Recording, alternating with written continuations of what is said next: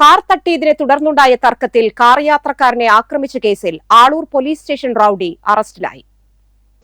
മുരിയാട് ഉള്ളാട്ടിക്കുളം വീട്ടിൽ 29 വയസ്സുള്ള മിൽജോയെയാണ് Irinjalakuda police arrest ചെയ്തത്. ഈ മാസം 2 രാത്രി 8:30 കോണത്തുകുന്ന് വെച്ച് പുത്തൻചിറ സ്വദേശി കൊട്ടിക്കൽ വീട്ടിൽ മുഹമ്മദ് സിദ്ദിഖിന്റെ ബന്ധുവിന്റെ കാറിൽ മിൽജോയുടെ കാർ തട്ടിയത് ചോദ്യം ചെയ്തതിലുള്ള വിരോധത്താൽ സിദ്ദിഖിനെയും കൂട്ടുകാരെയും ഭീഷണിപ്പെടുത്തി ആക്രമിക്കുകയും ആയിരുന്നുവെന്ന് പോലീസ് പറഞ്ഞു. ആളൂർ പോലീസ് സ്റ്റേഷൻ റൌഡിയായ മിൽജോയ്ക്ക് മയക്കുമരുന്ന് വിൽപ്പന നടത്തിയതിന് തൃശൂർ മെഡിക്കൽ കോളേജ് പോലീസ് സ്റ്റേഷനിലും ആളൂർ പോലീസ് സ്റ്റേഷനിലും ഇരിങ്ങാലക്കുട സ്റ്റേഷനിലുമായി കേസുകളുണ്ട്. കൂടാതെ ആളൂർ പോലീസ് സ്റ്റേഷനിൽ ഒരു വധശ്രമ കേസിലും അടിപിടി കേസടക്കം 11 ക്രിമിനൽ കേസുകളിലെ പ്രതിയാണ്. Irinjalakuda police station inspector MS Shajan, sub ഇൻസ്പെക്ടർമാരായ Sahad, KP Raju, senior civil police officer Kamal Krishna എന്നിവർ ചേർന്നാണ് പ്രതിയെ അറസ്റ്റ് ചെയ്തത്.